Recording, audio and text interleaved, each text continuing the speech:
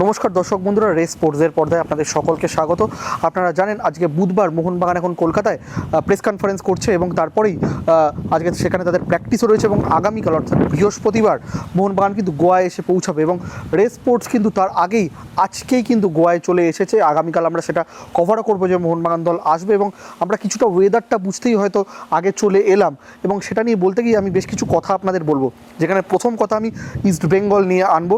আপনারা জানেন যে ইস্ট বেঙ্গল গতকাল মুম্বাই ফুটবল এরিনাতে মুম্বাই সিটি এফসিকে 2-1 গোলে হারিয়েছে। তারা 1 গোলে পিছিয়ে গেছিলো, সেখান থেকে কিন্তু অনবদ্য কামব্যাক ঘটেছে সেকেন্ড হাফে মিগুয়েল এবং ইউসেফ এজেজারি নামার পরে এবং ইস্টবেঙ্গল 2-1 গোলে ম্যাচটা জিতে লিগ শীর্ষে চলে গেছে। বর্তমানে তারা 10 ম্যাচে 21 পয়েন্টে রয়েছে।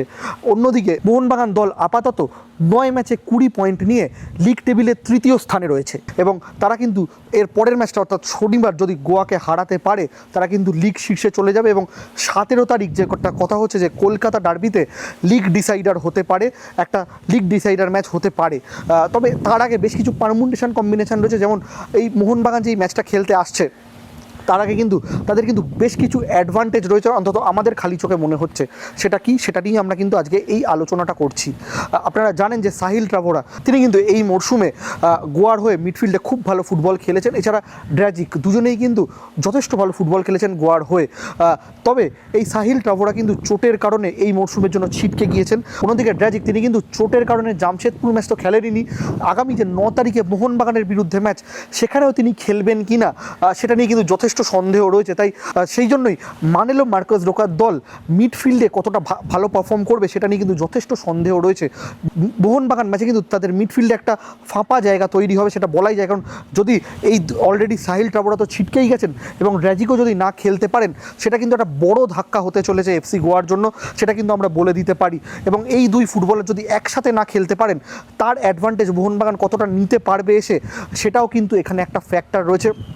প্লাস মোহনবাগানেরও কিন্তু বেশ কিছু চোটাঘাতের প্রবলেম ছিল, যেটা থেকে তারা ধীরে ধীরে রিকভার করে ফেলেছে অনেকটাই। যেমন আমরা ইতিমধ্যেই জেনে গেছেন যে পুরোপুরি সুস্থ হয়ে গেছেন অ্যালবার্টো রড্রিগেজ। আর ইতিমধ্যেই কিন্তু আমরা জানিয়েছিলাম যে সাইডলাইন থেকে বেরিয়ে বল পাই ধীরে ধীরে অনুশীলন করছেন আপুইয়া।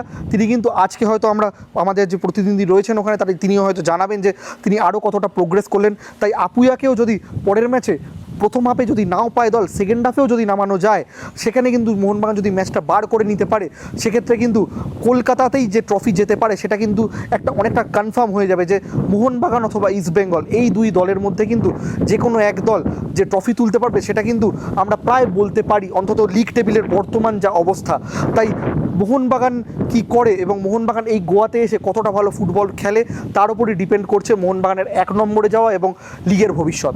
অন্যদিকে আমরা ইস্টবেঙ্গল নিয়ে শুরুতে কথা বলেছিলাম এবং ইস্টবেঙ্গল কোচ অস্কার ব্রুজো সহ যে গোটা দল তারাও যে এই 9 তারিখের ম্যাচে বাড়তি নজর রাখবে সেটা কিন্তু আর বলে দিতে হয় না। কারণ ইস্টবেঙ্গলও নজর দেবে যে যদি কোনোভাবে মোহনবাগান এই ম্যাচটা ড্র করে বা হেরে যায় তাহলে কিন্তু ইস্টবেঙ্গলের যে একটা ইকুয়েশন যেটা রয়েছে ইস্টবেঙ্গলের 3টে ম্যাচই জিততে হবে যদি চ্যাম্পিয়ন হওয়ার জন্য, সেটাতে কিন্তু অনেকটা ইজি হয়ে যাবে ইস্টবেঙ্গলের জন্য।